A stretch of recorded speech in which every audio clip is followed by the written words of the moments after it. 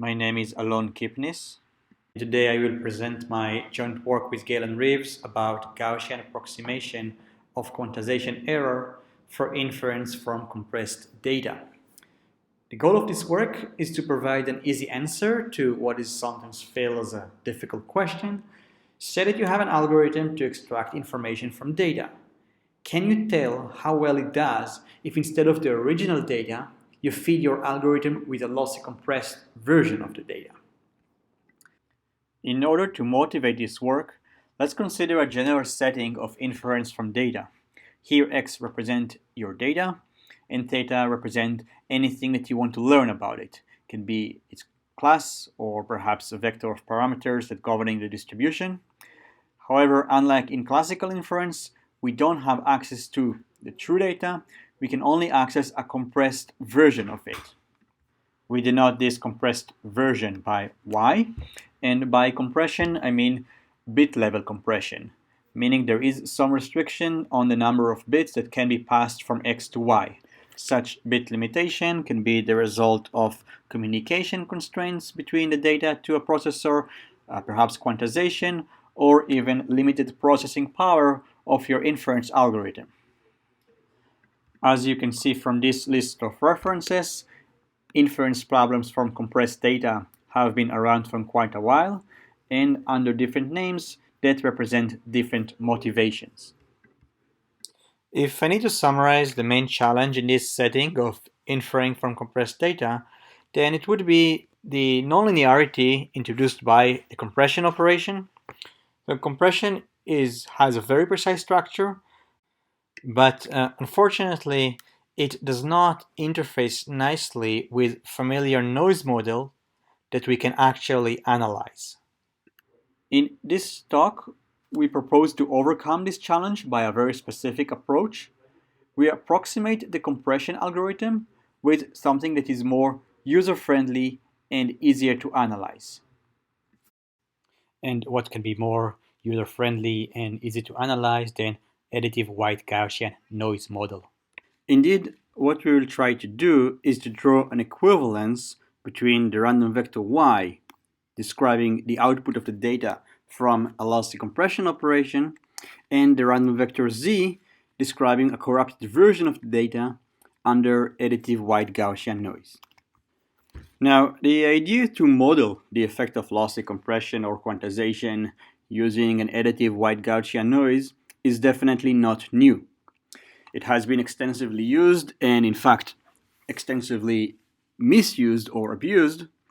And here I refer to Gray that in many occasions points on the many pitfalls one may run into in trying to use this additive white Gaussian noise approach to approximate quantization. In addition to misuses and non-rigorous work, there is also a line of rigorous characterization of quantization noise, which is unfortunately only relevant as the bitrate of the code goes to infinity. That is, when we essentially relax the bit constraint.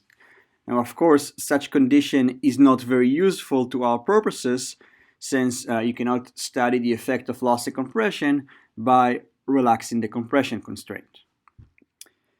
Indeed, in this work we propose a different approach. We consider the compression of the data at any bit rate, and this is using random spherical coding. With this particular coding technique, we show that the quadratic Wasserstein distance between y and z conditioned on the data is approximately a constant that is independent of the problem dimension, provided we choose the SNR in the channel from x to z in the right way. Now, the fact that this statistical distance is a constant may not seem too exciting, but as I will show you, it actually is. This fact implies that we can take almost any robust enough algorithm, analyze it based on y, which is easy, and then this will tell us how it performs when we actually fit it with y, the compressed version of the data. This is a very powerful property, and I will spend the last part of this talk to provide a few cool examples demonstrating the usefulness of this property. Now, before getting into the details, let me first intuitively explain why such an equivalence between y and z actually makes sense. And there is actually a relatively intuitive explanation to what we are trying to do using a geometric interpretation of Gaussian source coding that was given by Sacrison and then used by Weiner and Lapidot. So what Sacrison argued is that we can think about the data or the input to the compressor as something that lives on a high-dimensional sphere. This is what we call here the input sphere. And for convenience, let's assume that the data is normalized such that the radius of this sphere is square root of n, where n is the problem dimension. We represent the data using a random spherical code. Such a code is essentially a list of code words that we draw uniformly over a sphere that we call the representation sphere, shown here in red. In order to represent the data using this code, we look for the code word y that minimizes the angle between x and all possible code words in the codebook.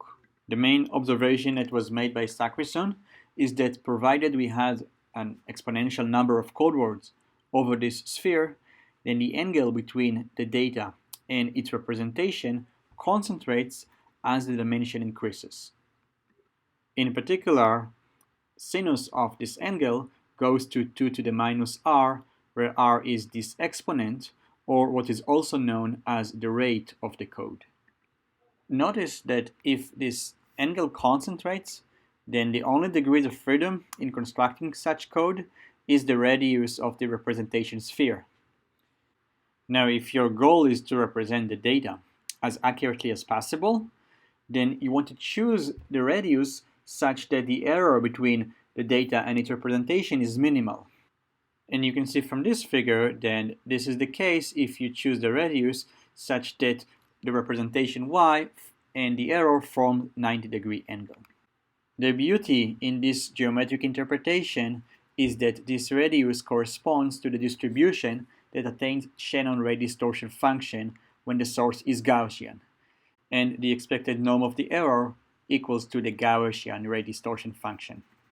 The main idea of this work is to exploit the same concentration of angle phenomena, but consider a different representation sphere. A bigger sphere, shown here on the right in red. The special part about this sphere that now a 90-degree angle is formed between the data and the error, rather than the representation and the error. The benefit is that now you have compression error that is uncorrelated with the data, and as we will see soon, it is in fact independent of it and approximately Gaussian. With this figure in mind, let me summarize the contributions of this talk. So first, we provide a strong equivalence between quantization error using rate-R random spherical coding and additive white Gaussian noise with SNR 2 to the 2r minus 1. Then I will demonstrate the true power of this equivalence by showing applications to few classical problems of inference from compressed data. Now let me briefly discuss the detailed result, and then we go to explain some applications. We have an asymptotic version and a non-asymptotic version. First, let's describe the non-asymptotic version. Here, y is the output of random spherical code. Z is the output of an additive white Gaussian noise channel. And our result says that if we pick the radius of the representation sphere of the code to be this one on the left, and we also pick the intensity of the noise in the channel from X to Z to be this quantity here on the right, then we get the conditional Wasserstein distance of Y and Z given the data X is bounded by these three terms. The significance is that under reasonable assumptions on the data, each of these three terms is either a constant or vanishes in the dimension n. Why do we care so much about the Wasserstein distance? First, let's recall what is this distance. The quadratic Wasserstein distance between y and z is actually a difference between the distributions of y and z. It is defined as the minimum expected norm over all coupling of y and z, such that the marginals is faithful with respect to the original marginals. This distance was rediscovered multiple times in multiple fields and accordingly was given different names throughout the years. The interesting property about the Wasserstein distance that we care about is that it plays nicely with Lipschitz estimator. Say you have an estimator and you apply it to z, evaluate the error, apply it to y, and evaluate the error, then the error between these two procedures is guaranteed to be bounded by the Lipschitz constant times the Wasserstein distance. When we combine this property of Lipschitz estimators and the non-asymptotic result, we can utilize the full power of our main result. The scenario that we have in mind is a situation where we have an estimation procedure, theta hat n, from a corrupted version of the data under additive white Gaussian noise, and we also assume that we have some asymptotic mean square error function that describes the error of this in this procedure as n goes to infinity. We parameterize this mean square error function by the SNR from x to z. What we showed is that the same mean square error function precisely describes the performance of this estimator when we plug in the compressed data y instead of z and replace the SNR parameter with 2 to the 2r minus 1.